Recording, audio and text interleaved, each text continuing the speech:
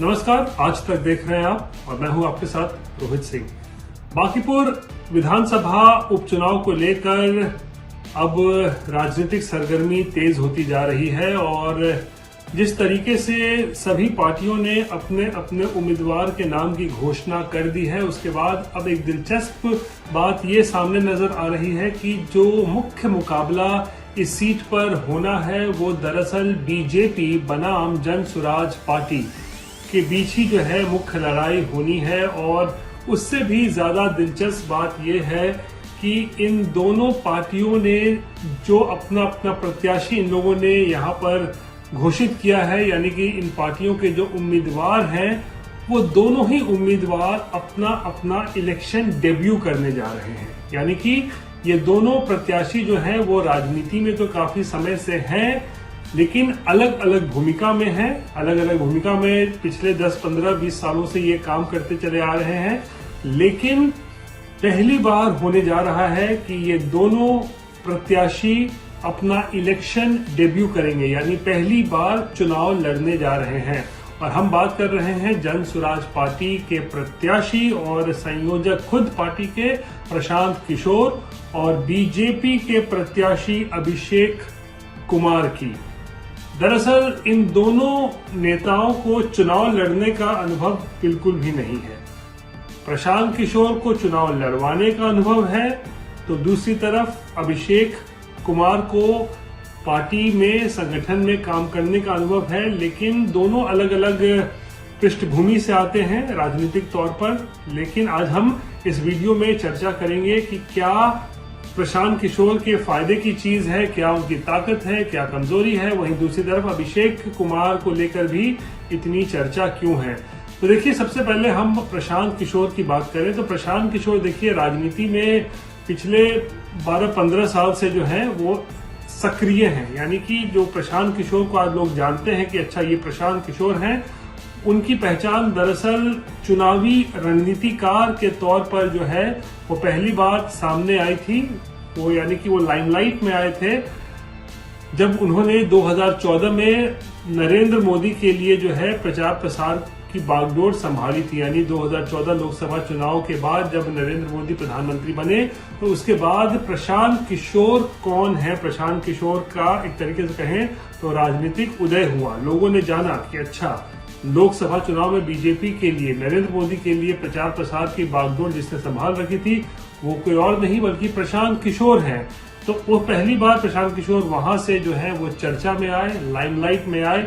और उसके बाद फिर प्रशांत किशोर 2015 में उस वक्त चर्चा में आए जब प्रशांत किशोर बिहार आ गए और फिर यहाँ पर उन्होंने नीतीश कुमार और लालू प्रसाद के लिए, महागठबंधन के लिए जो है चुनावी रणनीति तैयार की, इलेक्शंस की पूरी रणनीति किस तरीके से प्रचार प्रसार होगा उसकी एक तरीके से कहें तो रूपरेखा जो है खींची, और जिसके बाद महागठबंधन की जीत भी हुई बिहार में 2015 में। तो प्रशांत किशोर ने महागठबंधन के लिए, नीतीश लालू के लिए भी जो है वो काम किया।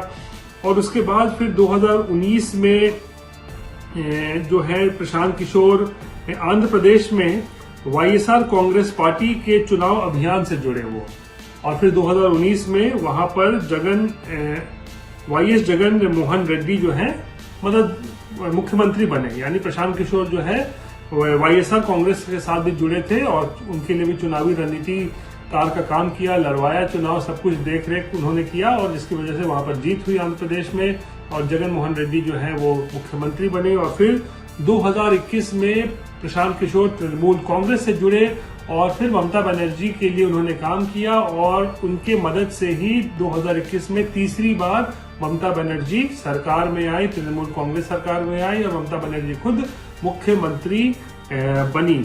और साथ ही साथ देखिए डीएमके के लिए भी जो है प्रशांत किशोर ने काम किया है, उनके लिए भी चुनावी रणनीति तैयारी सब कुछ जो है वो उन्होंने की है, और जिसके बाद एनके स्टालिन भी जो है मुख्यमंत्री बने।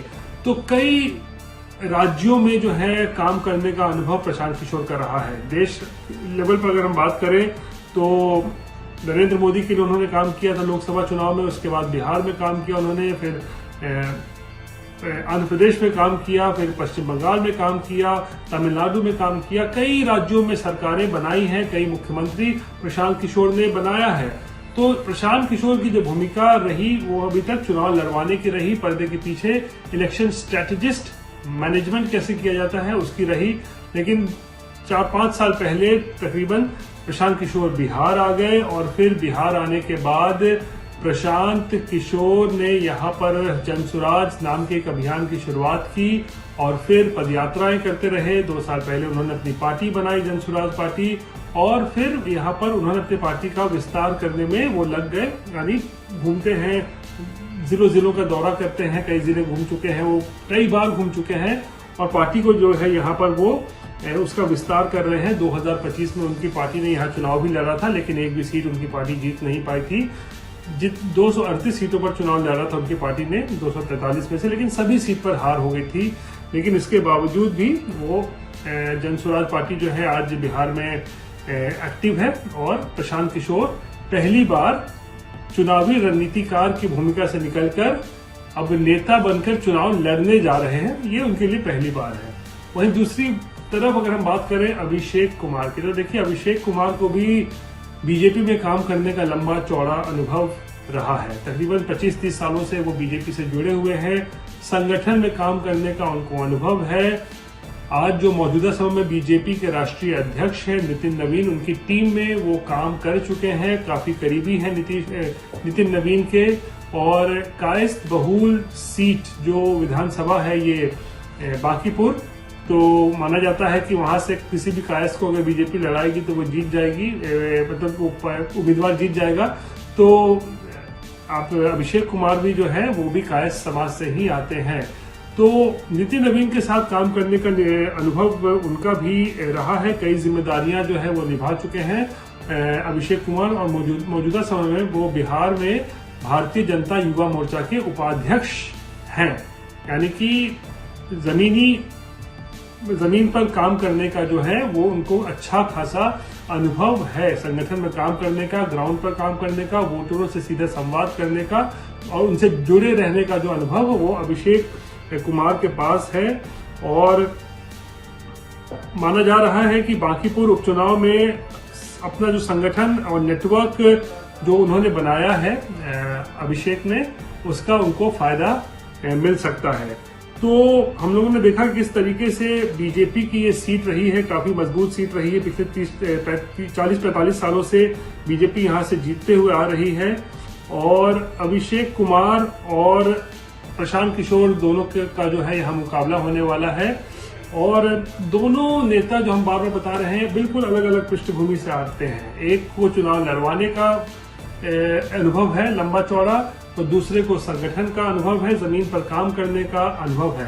अब ऐसे में चुनावी रणनीतिकार से नेता बने प्रशांत किशोर जो प्रत्याशी हैं, उनको जनता पसंद करती है, उनको वोट देती है, या फिर जमीन पर काम करने वाले 30 सालों से तकरीबन संगठन में काम करने वाले अभिषेक कुमार को जनता जो है उसमें भरोसा दिखाती है अभिषेक में, ये देखना अब दिलचस्प होगा। बहरहाल सबकी नजरें अब बांकीपुर चुनाव पर ही टिकी हुई हैं और ये दोनों नेता प्रशांत किशोर और अभिषेक कुमार जो अपना पॉलिटिकल डेब्यू कहें या फिर इलेक्शन डेब्यू करने जा रहे हैं, इस पर सबकी नजरें टिकी हुई हैं। नमस्कार।